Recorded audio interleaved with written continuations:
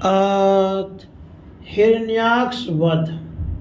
मैत्रेय जी कहते हैं, विदुर जी, ब्रह्मा जी के एक कपट रहित अमृतमय वचन सुनकर भगवान ने उनके भोलेपन पर मुस्कुराकर अपने प्रेम पूर्ण कटाक्ष के द्वारा उनकी प्रार्थना स्वीकार कर ली।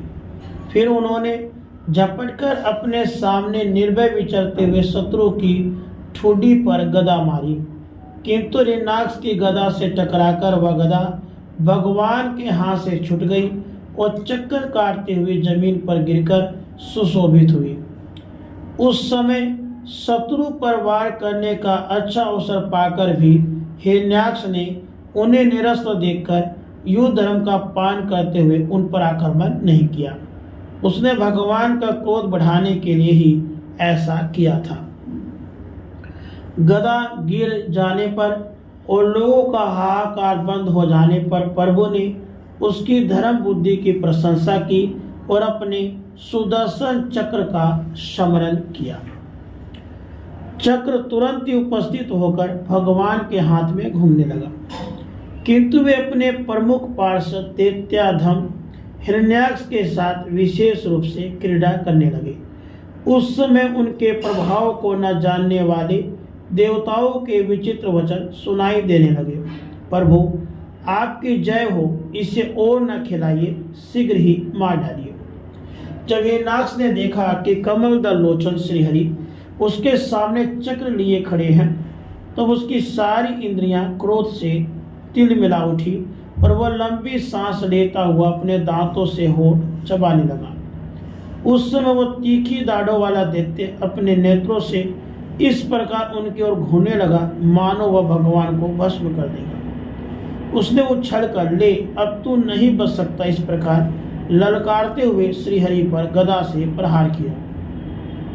साधु स्वभाव विदुर जी, यज्ञ मूर्ति श्री भगवान ने शत्रु के देखते देखते लीला से ही अपने बाएं पैर से उसकी वह वायु के समान वेगशाली गदा पृथ्वी पर गिरा दी और उससे कहा, अरे दैत्य, तू मुझे जितना चाहता इसलिए अपना शस्त्र उठा और एक बार फिर वार कर। भगवान के इस प्रकार कहने पर उसने फिर गदा चलाई और बड़ी भीषण गर्जना करने लगा।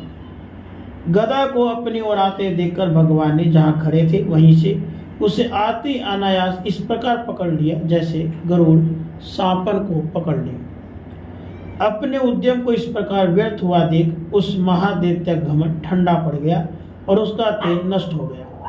अब की बार भगवान के देने पर उसने उस गदा को लेना न चाहा, किंतु जिस प्रकार कोई ब्राह्मण के ऊपर निष्फल अभिचार करे, मूठ आदि चलाए, वैसे ही उसने श्रीयज्ञ पुरुष पर प्रहार करने के लिए एक प्रज्वलित अग्नि के समान लपलपाता हुआ त्रिशूल चलाया।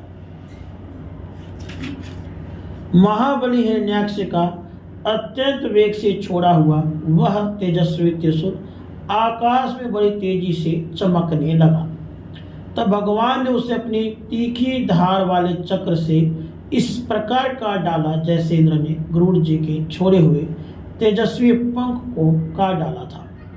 भगवान के चक्र से अपने त्रिशूल के बहुत से टुकड़े हुए देखकर उसे बड़ा क्रोध आया। उसने पास जाकर उनके विशाल शस्त्र पर, जिस पर श्रीवत्स का चिन्ह सुशोभित है, कसकर घूंसा मारा और फिर बड़े जोरों से गरजकर अंतर्धान हो गया। जैसे हाथी पर पुष्पमाला के चोट का कोई असर नहीं होता, उसी प्रकार उनके इस प्रकार घूंसा मारने से भगवान आदिवरा तनिक भी टस से मस नहीं हुए। तब वह महामायावी दैत्य मायापति श्रीहरि पर अनेक प्रकार की मायाओं का प्रयोग करने लगा, जिन्हें देखकर सभी प्रजा बहुत डर गई और समझने लगी कि अब संसार का प्रलय होने वाला है। बड़ी प्रचंड आंधी चलने लगी, जिसके कारण धूल से सब ओर अंधकार छा गया। सब ओर से पत्थरों की वर्षा होने लगी, जो ऐसे जान पड़ते थे मानो किसी गुलेल से फेंके जा रहे हैं। बिजली की चमचमाहट और कड़क के साथ बादलों के घिराने से आकाश में सूर्य, चंद्र आदि ग्रह छिप गए। उनसे निरंतर केश, रुधिर, विष्ठा, मूत्र, हड्डियों की वर्षा होने लगी। ऐसे ऐसे पहाड़ दिखाई देने लगे जो तरह तरह के अस्त्र शस्त्र बरसा रहे थे। हाथ में त्रिशूल लिए बाल खोले राक्षसियां दिखने लगी। बहुत से पैदल घुड़सवार रथी हाथियों पर चढ़े सैनिकों के साथ आदत आई। यक्ष राक्षसों को मारो मारो काटो काटो ऐसा अत्यंत क्रूर और हिंसा में कोलाहल सुनाई देने लगा। इस प्रकार प्रकट हुए उस आसुरी माया जाल का नाश करने के लिए यज्ञ मूर्ति भगवान वराह ने अपना प्रिय सुदर्शन चक्र छोड़ा। उस समय अपने पति का कथन स्मरण हो जाने से दीति का हृदय सहसा कांप उठा और उसके स्तनों से रक्त बहने लगा। अपना माया जाल नष्ट हो जाने पर वह दैत्य फिर भगवान के पास आया। उसने उन्हें क्रोध से दबाकर चूर चूर करने की इच्छा से भुजाओं में भर लिया, किंतु देखा कि वे तो बाहर ही खड़े हैं। अब वह भगवान को वज्र के समान कठोर मुक्कों से मारने लगा। तब इंद्र ने जैसे वृत्तासुर का प्रहार किया था उसी प्रकार भगवान ने उसकी कनपट्टी पर एक तमाचा मारा। विश्व विजयी भगवान ने यद्यपि बड़े उपेक्षा से तमाचा मारा था तो भी उसकी चोट से हिरण्याक्ष का शरीर घूमने लगा। उसके नेत्र बाहर निकल आए और हाथ पैर और बाल छीन भिन्न हो गए और वह निष्प्राण होकर आंधी से उखड़े हुए विशाल वृक्ष के समान पृथ्वी पर गिर पड़ा। राधे कृष्ण।